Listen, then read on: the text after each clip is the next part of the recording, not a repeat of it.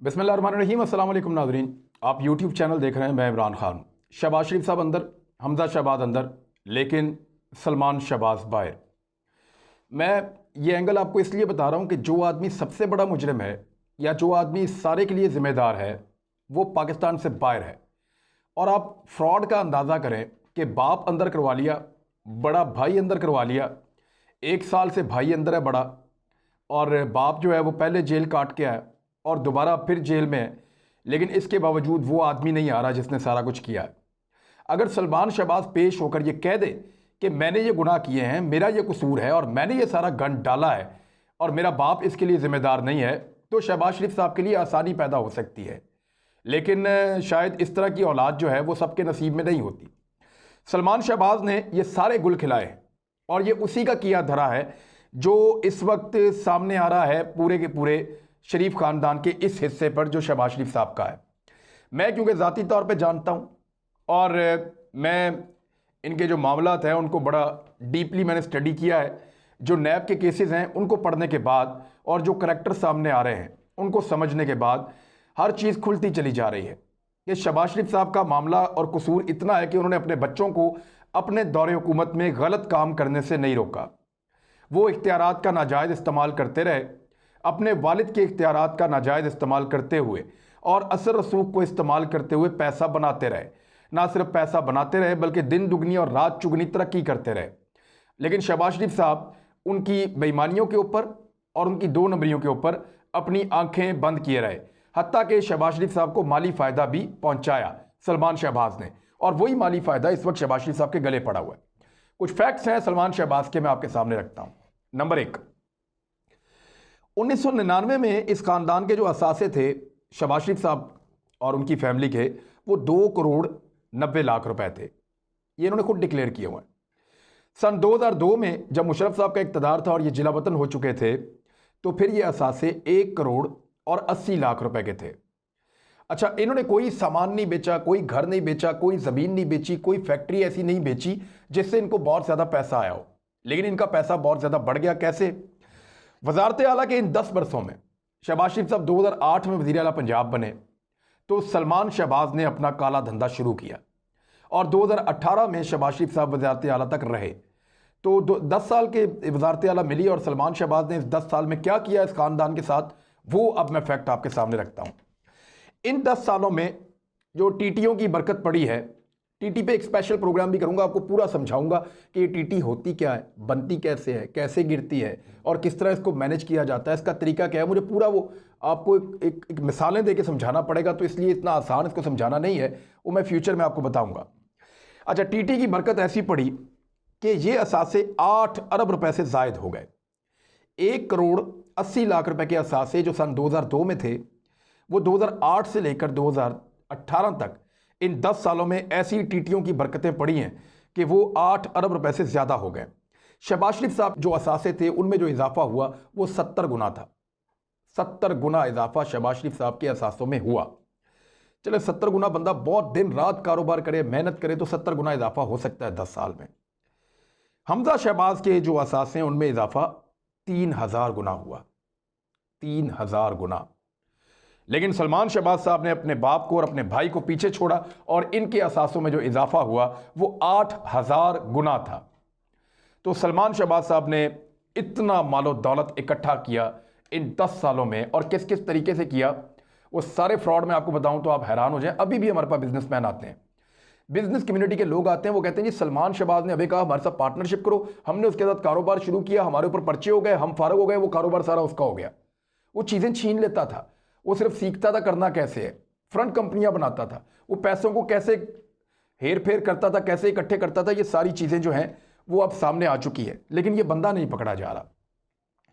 32 जाली कंपनियां बनाई इस आदमी ने, सलमान शहबाज ने, जिनमें मैं कुछ कंपनियों के नाम आपके सामने रख देता हूं। एक गुड नेचर कंपनी है, निसार ट्रेडिंग है जिसका मैंने आपको पहले बताया था, यूनितास प्राइवेट लिमिटेड है, कार ट्रेडिंग है, और कसूर एंड को है। और सलमान शहबाज साहब ने बहुत सारी और कंपनीज भी बनाई, लगभग 32 कंपनियां हैं, और ये सारी फेक कंपनियां हैं। और ये सारी कंपनियां जो हैं वो सलमान शहबाज के ज़ाती दोस्तों या मुलाजमों के नामों के ऊपर बनी हुई हैं और इन कंपनीज के अंदर करोड़ों और अरबों रुपए आते और निकलते रहे हैं और वही पैसा जो है बाहर मुल्क में भिजवाया जाता रहा है। एक मनी चेंजर है पंजाब असेंबली की बैक साइड पे, वहां से ये पैसा बाहर भिजवाते थे और वहां से पैसा बाहर से फिर घूम के इनकी खवातीन के और इनके हजरात के अकाउंट्स के अंदर आता था। सलमान शहबाज साहब के 2 क्लास फेलोज थे जिनके ऊपर ये सारा मुकदमा शुरू हुआ और जहां से मामला खुलना शुरू हुआ, उनमें एक का नाम है मलक अली अहमद और दूसरे का नाम है निसार गिल। ये जो 2 क्लास फेलोज थे सलमान शहबाज ने इनको सबसे पहले इस्तेमाल करना शुरू किया अपने 2 नंबर धंधे के लिए कि जाली अकाउंट बनाने, उनमें पैसे आप लोगों ने डालने और उन पैसों को फिर हम तक आपने कैसे पहुंचाना है कि हम उसको लीगल शो कर सकें। तो ये 2 लोग खिदमात सर अंजाम देते थे, मलक अली अहमद और निसार गिल। इन 2 लोगों को काबू करने के लिए या इनकी ताकत को बढ़ाने के लिए कि ये एयरपोर्ट जाना चाहें, बरतानिया जाना चाहें, मैं इनको जानता हूँ, बहुत फ्रीक्वेंटली इन्होंने ट्रैवल किया इन लड़कों ने, ये दुबई जाना चाहें, पाकिस्तान से बाहर कहीं भी ये जाना चाहें दोनों लड़के, तो इनके वीज़ाज लगे रहते थे और इनको जानबूझकर डायरेक्टर्स का ओहदा दिया गया सीएम सेक्रेटेरिएट में। इन दोनों लड़कों को, सलमान शहबाज के क्लास फेलो 2 लड़के, दोनों को डायरेक्टर्स का ओहदा मिला सीएम सेक्रेटेरिएट में और वो ओहदा लेने के बाद फिर ना इनको एयरपोर्ट पे चेक किया जाता था, इनको स्पेशल प्रोटोकॉल मिलता था, ना इनको कहीं पुलिस चेक कर सकती थी, बल्कि एलीट फोर्स इनको सिक्योरिटी देती थी। तो इस तरह इन 2 नौजवानों ने सलमान शहबाज साहब के क्लास फेलो और दोस्त होने का हक अदा किया और अरबों रुपए की उनके लिए मनी लॉन्ड्रिंग की और उनके लिए काम किया। दुबई में 4 कंपनियां हैं, वो चारों कंपनियां काबू आ चुकी हैं, उन चारों का रिकॉर्ड हमारे पास है। वो चारों कंपनियां इनकी खवातीन के अकाउंट्स में बाहर से पैसे भिजवाती रही हैं, यानी सलमान शहबाज की बहनों के और वालदा के इनके अकाउंट्स के अंदर बाहर से जो पैसे आते रहे हैं, टीटियां लगती रही हैं, वो सलमान शहबाज साहब ने 4 कंपनियां जाली दुबई में बनवाई थी और उन कंपनियों से पैसे यहाँ पे आते रहे। हालांकि इन खवातीन का दूर दूर तक कभी भी किसी भी कारोबार से कोई ताल्लुक नहीं रहा। अब आ जाए आप के सलमान शहबाज साहब के मजीद कौन से ऐसे बंदे हैं जो उन्होंने इन किए थे। इनका एक दोस्त है ताहिर नकवी, ये है जिम ट्रेनर, ये बंदा बुलेट प्रूफ लैंड क्रूजर में आता था। इसके साथ एक अख्तर नामी आदमी है, एक सद्दीक नामी आदमी है, एक आबिद नामी आदमी है और पंजाब पुलिस और एलीट फोर्स के कमांडोज भी इनके साथ होते थे, इनको बहुत प्रोटोकॉल मिलता था। ये बुलेट प्रूफ लैंड क्रूजर में आता था और ये पैसों की लॉन्ड्रिंग के अंदर बड़ा अहम किरदार अदा करता था। पैसों को इधर से उधर करना, उधर से उधर करना, ये इनका काम था और पुलिस इनकी हिफाजत करती थी। अच्छा, इनमें से कुछ लोग जो है वो वादा बाफ गवाह बन चुके हैं, जो गिरफ्तार हो गए हैं। जो मुश्ताक चीनी वाला भी है, उसका बेटा भी है, एक लड़का आफ्ताब है वो भी है और एक और शख्स, 2-3 और लोग हैं। ये सारे के सारे वादा माफ गवाह बन चुके हैं सलमान शहबाज के खिलाफ। ये सारे बता रहे हैं कि गेम सारी सलमान शहबाज करता था, शहबाज शरीफ साहब का छोटा लड़का, लेकिन वो ऐसा जो है वो बदीद हो गया। उसने ऐसी अपनी आंखें जो हैं वो अपने माथे पे रखी कि उसका बाप भी अंदर है और भाई भी अंदर है, लेकिन वो गैरत खा के पाकिस्तान वापस नहीं आ रहा कि आप मुझे पकड़ें, मैंने ये गुनाह किया है, मैंने ये मनी लॉन्ड्रिंग की है, मैंने ये टीटियां बनाई हैं, मैं इन जाली कंपनीज का असल मालिक हूं और इस सारी गेम के पीछे मेरा दिमाग था। वो ये मानने की बजाय छुपा बैठा है लंदन में और वो तोता है जिसमें इन सब की जान है, क्योंकि उसी ने सारा पैसा छुपाया हुआ है। इनको लगता है कि अगर हम कभी बच गए तो वो आदमी दोबारा से सारा मैनेज करेगा और ये पैसा हमारे काम आएगा। तो और भी बहुत सारे उसने कारनामे किए हैं जो अभी तक नैब को नहीं पता, लोगों को नहीं पता, लेकिन आहिस्ता आहिस्ता खुलते चले जा रहे हैं। सलमान शहबाज ने जो रमज़ान शुगर मिल और अल अरेबिया शुगर मिलों के जो मुलाजमीन हैं उनके अकाउंटों में कितने पैसे रखे, ये सुन के तो आप हैरान हो जाएंगे और ये इंफॉर्मेशन अब मैं आपको दे रहा हूं। नंबर 1 चपड़ासी है मकसूद, चपड़ासी है मकसूद, 2 अरब 30 करोड़ रुपया उसके अकाउंट में। एक क्लर्क है शब्बीर कुरैशी, 1 अरब रुपया उसके अकाउंट में। एक और राणा वसीम, 29 करोड़ उसके अकाउंट में। एक और इकरार, 64 करोड़ रुपया उसके अकाउंट में। क्लर्क तनवीरुल हक, 52 करोड़ रुपया उसके अकाउंट में।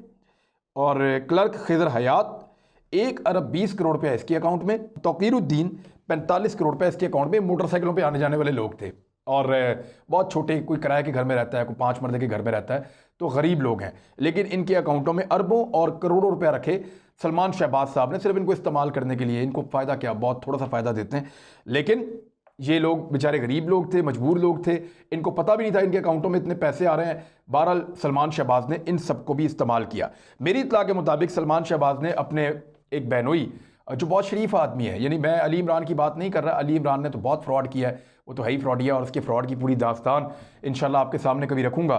तो अली इमरान को छोड़ने एक इनके बहनोई हैं हारून यूसुफ अजीज़, वो इंतहाई शरीफुल नफ्स आदमी है, मैं उसको जानता हूँ और मैं उनके बारे में मुझे इल्म है कुछ चीज़ों का। तो वो जो हारून यूसुफ अजीज़ है उसको भी इस्तेमाल कर गए और उनके साथ भी एक ऐसी जाली ट्रांजैक्शन कर गया कि वो बेचारा फंस गया, पाकिस्तान से बाहर बैठा हुआ है। मेरे ख्याल में उनको चाहिए कि वो आके अपने आप को नैब के सामने पेश करें और अपने आप को क्लियर करें, उनकी एक ही ट्रांजैक्शन है, लेकिन क्योंकि ये ख़ानदान सारा खौफजदा है तो वो भी भागे हुए हैं। बहरहाल ये सलमान शहबाज का किया कराया जो पूरा का पूरा ख़ानदान भुगत रहा है, ख़ास तौर पे शहबाज शरीफ साहब, ख़ास तौर पे हमजा शहबाज साहब, और यही दो लोग इस ख़ानदान में पॉलिटिक्स करते हैं तो दोनों भुगत रहे हैं। लेकिन किया कराया सारा का सारा, इसके पीछे करप्शन के पीछे जो हाथ है वो सलमान शहबाज का है। और वो कैसा बेटा है जो बाप को फंसा के निकल गया चुप करके और लंदन में इस टाइम लाइफ इंजॉय कर रहा है, कभी इधर जाता है कभी उधर जाता है। उसकी दोनों बीवियाँ उसके पास लंदन में, एक का घर इधर है एक का सामने की तरफ है। और बस अब मैं क्या डिटेल में जाऊँ, ज़ाती नौयत के मामलात में मैं जाता नहीं हूँ, इसलिए मैं मज़ीद कुछ कहना नहीं चाहता, लेकिन इस आदमी के करैक्टर के बारे में बहुत अजीब चीज़ें हैं। बहरहाल 60 से ज़्यादा ऐसे लोगों के इंटरव्यूज़ नैब ने किए हैं जिन्होंने 1.25 अरब रुपए से ज़्यादा की रकम वो दी है पार्टी फंड के लिए शहबाज शरीफ साहब को। और सलमान शहबाज साहब इसको डील करते थे, हमजा शहबाज साहब इसको डील करते थे। तो सलमान शहबाज करता क्या था कि पार्टी फंड के लिए जो बंदा आता था पार्टी फंड देने के लिए, ये उन्हें कहता था कि आप चेक लिख दें और वो हम खुद ही बना लेंगे हमने कौन से अकाउंट में डालना है। बहरहाल वो इनको खुश करने के लिए चेक लिख देते थे और पार्टी का नाम उसके ऊपर नहीं लिखते थे ताकि वो पार्टी के अकाउंट में ना जाए। ये उसके बाद जाली कंपनियों का नाम उसके ऊपर लिख के चेक के ऊपर जाली कंपनियों में पार्टी फंड का पैसा डाल देता था। अब वो लोग एफिडेविट देकर गए हैं और अपने चेकों की तफसीलात देकर गए हैं कि जनाब ये चेक हमने पार्टी फंड के लिए इनको दिए थे जो 1.25 अरब रुपए से ऊपर के हैं, और वो सारा का सारा पैसा जाली अकाउंटों के अंदर ट्रांसफर हो चुका है और वहां से वो पैसा निकाल के घुमा फिरा के उसको लीगल करने की कोशिश की गई और वापस शरीफ खानदान के पास आ गया है। आज तक इस 1.25 अरब रुपए का कोई जवाब नहीं दिया जा सका कि ये तो पार्टी फंड था, पार्टी के अकाउंट में क्यों नहीं आया, आपके जाती जाली अकाउंटों में जाके आपके जाती फायदे के लिए ये फंड आ गया, ये क्या चल रहा है। बहरहाल ये पार्टी फंड नहीं था, ये रिश्वत थी और ये वो पैसा था जो किक पैक्स का आता है, ये वो पैसा था जो ठेकेदार कमीशन का देते हैं, ये वो पैसा था। अब मैं आपको जाते जाते एक लतीफ़ा आज सुना देता हूँ और ये लतीफ़ा आप ज़रूर सुने, आपको बड़ा मज़ा आएगा। सलमान शहबाज से इसका कोई ताल्लुक़ नहीं है, ये मौलाना राशिद महमूद सोमरू साहब हैं जिनका ताल्लुक़ है मौलाना फजलुर रहमान साहब से। JUIF के ये मेंबर हैं और बड़े अच्छे पॉलिटिशियन हैं और बड़े ज़बरदस्त मुकर्रर हैं। मैंने इनको बोलते हुए सुना है, जो इस्लामिक टॉपिक्स के ऊपर ये बात करते हैं, दीन के ऊपर ये बात करते हैं, लोग अशश कर उठते हैं। बड़ा ज़बरदस्त इनका अंदाज़े बयान और बड़ी बयान की कुव्वत अल्लाह ताला ने इनको दी है, तकरीर की बड़ी शानदार तकरीर करते हैं ये मौलाना राशिद महमूद सोमरू साहब। ये सिंध के गालिबन सदर हैं उनके जमीयत उलमा इस्लाम फजलुर रहमान ग्रुप के। तो इन्होंने एक स्टेटमेंट दिया, मुझे बहुत मज़े का लगा, मैं चाहता हूँ आप भी वो स्टेटमेंट अभी सुने। आज तहदीस बिन नेमत के तौर पर कह रहा हूं कि पाकिस्तान के सीपेक का नक्शा बनाने वाला, चाइना को सीपेक का रास्ता दिखाने वाला, हेलीकॉप्टर में सवार होकर एक एक रूट और रोड और रास्ते की निशानदेही करने वाला था तो न नवाज शरीफ था, न आसिफ अली जरदारी था, न चीफ ऑफ आर्मी स्टाफ था। वो तो ये स्टेटमेंट आपने सुना, फैसला आप खुद ही कर ले। बहुत मजे का स्टेटमेंट था, मैंने कहा मैं आपको सुनवाऊं, इंशाल्लाह इसको दोबारा सुनाएंगे, इसके ऊपर और बात भी करेंगे। अब तक के लिए इतना ही, अपना ख्याल रखिएगा, हमारे चैनल का भी। अल्लाह हाफिज़।